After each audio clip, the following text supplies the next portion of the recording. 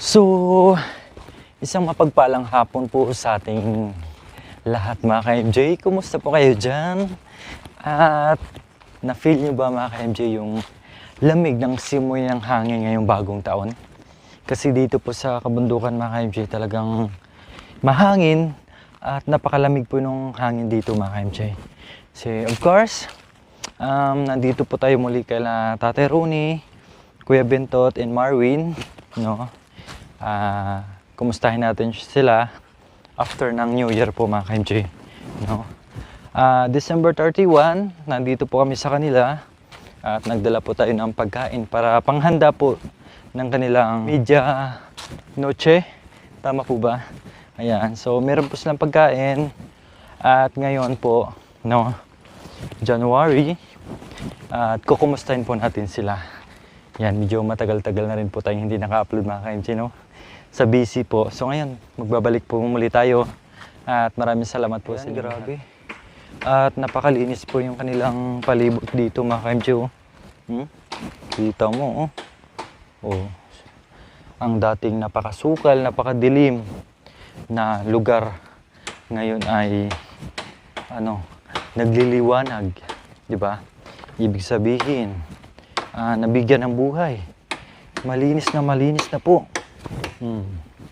Akalain mo dito sa kabundukan, ayun si Kuya Bentot po mga ka-MJ. Kanina pa yan nagbubungkal dyan. Ayan. Yun siya sa tuktok. No? Kanina nakita natin na talagang napaka-linis. At dito na iiwan. Kakawalis lang, oh.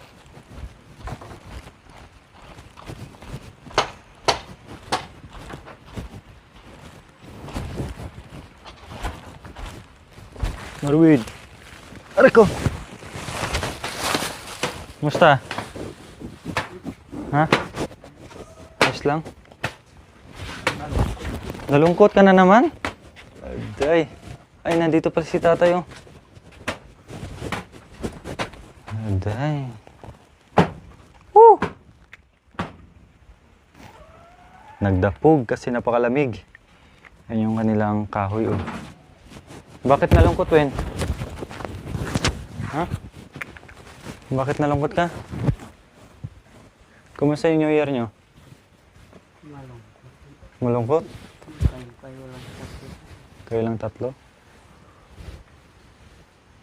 Nalungkot si Marwin sa New Year kasi sila lang daw tatlo.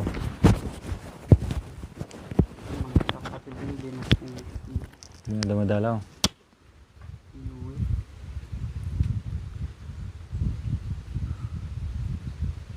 Buti nga si Binbin nakadalaw kasi may na. Yung iba, hirap din kasi pag walang service, no? Hindi ka makadalaw-dalaw, makapasyal. Nalungkot si Marwin mga ka-MJ. Kasi palagi lang silang tatlo dito. No? Siyempre si Tate Romy, Kuya Bentot, nasanay na dito. Ito kasi si Marwin medyo bagits pa, no? Binata pa. Lumaki to sa lumaki to sa maraming tao. Ibig sabihin sa patag na. Kaya nainip siya dito, walang magawa. Ito si Tate Romy, kahit may isa lang po to dito, ay ayos lang sa kanya, di ba?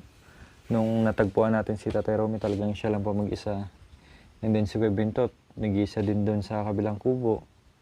Kaya ang ginagawa nila, kung ano lang mga trabaho dyan sa bundok, yun na yun, para lang malibang. Si Marvin naman nalungkot. Kanina dyan lang ako magdadam. Saan? Nilinis mo dyan? Malibang yun. Ganun talaga mga MJ, pag lalo na kapag ka, binata ka, o ibig sabihin yung buhay mo lumalayo sa kapatang. Pag nasa bukid siya. Nalungkot si Marvin kasi wala siyang magawa dito. Pagkatapos niya magdamo, wala, pahinga na naman. Hindi ka hindi ka nag-abong. Wala ka ng bala. Natanggal din sa akin pag-aabong na yan. Bakit?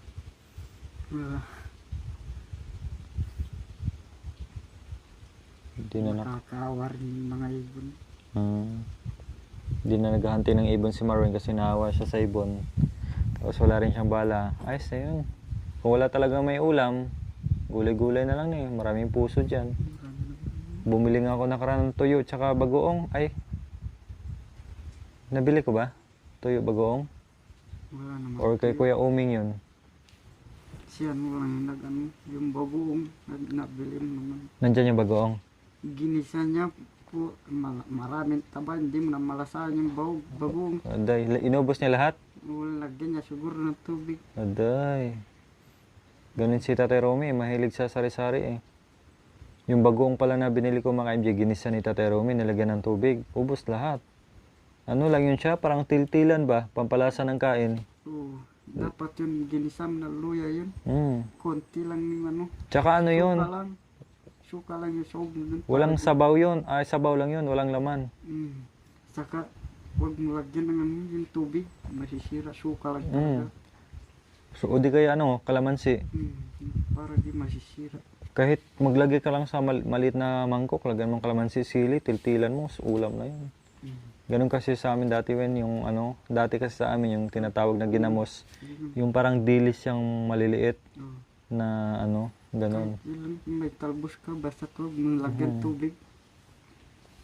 Ganun si tatay, kung anong may ulam dyan, talagang mahilig si tatay sa sabaw. Yan. Tapos mga wala. Saan? Kapi ka lang. Saan ka nagdamo? Si Bentot lang nagdinis doon? Sa taas? Si tatay rin, dalawa sila. Dalawa sila. Ako sa bahay, naglilinis. Ikaw dito. Dito sa palibot mga ka-MJ. Ayun o. Tingnan mo yung tambayan ni Marvin o. Yan. Tapos dito.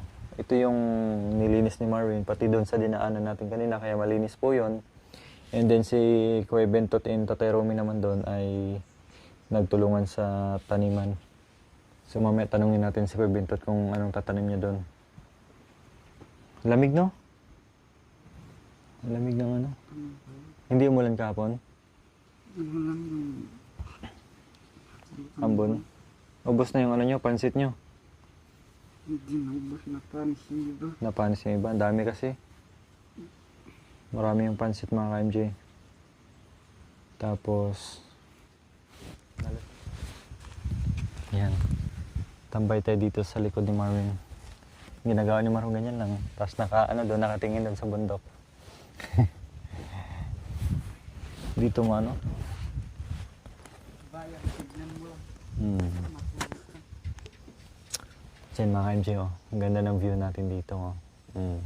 Napakatahimik. Oh, palibot po yan. Oh, di ba? Dito tayo sa likod sa bahay ni Marvin. Kwarto, I mean. Ayun pa yung kwarto niya. Tapos dito nakatanaw. Nakatanaw sa kabundukan. Ayos na. Tapos kape-kape dito mga ka-MJ oh.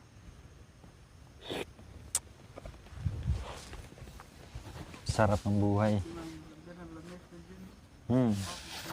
Ito oh. Kahit yan, upuan na dyan. Kaya medyo pag ganun siya, ibaon pa to ng konti oh, banda dito. Hindi pantay yung pagkakari na. Upuan. Hukayan to. Para hindi mapunta dun. Ano Win, kunin mo. Yung kahoy na malapad. Patong mo lang dito oh, yung bilog. Grabe yung hangin. Napakalamig ng simoy ng hangin. At may dala-dala kaming... Ano ba to? Okay, meron tayong ano... biko siguro to kasi may ano eh, may latik eh. Sana yung latik? Ay, hindi sa bulsa ko.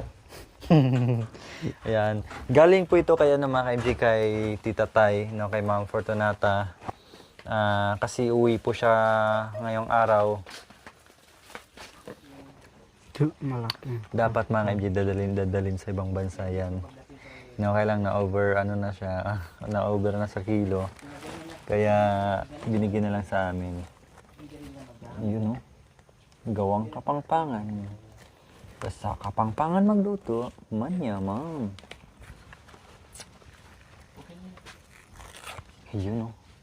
Kalamay. Kalamay.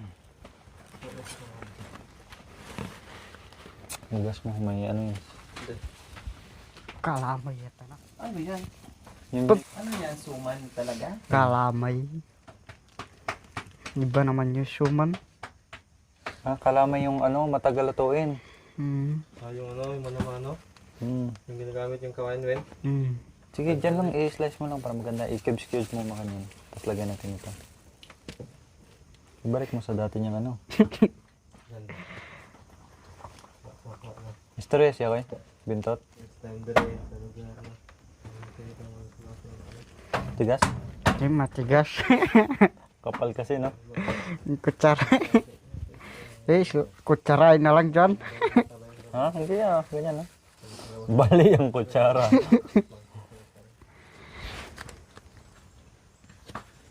Yung ano, likabo. Power bank ko dito. Yun. Sa bato.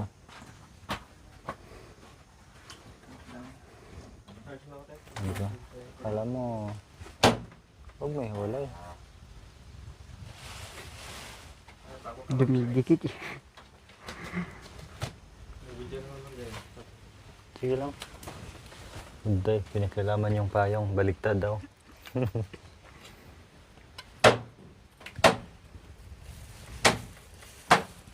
Ayan o, may ano pa may latik. Dati mga hindi sa probinsya kapag nagluluto sila ng biko, talagang, ay yung ano, gumagawa sila ng ano, lana na tinatawag, yung langis mga kanji. Naglalangis sila. Tapos ito, kinakain namin. Sarap na sarap kami. Sarap sa kapayan, partner eh.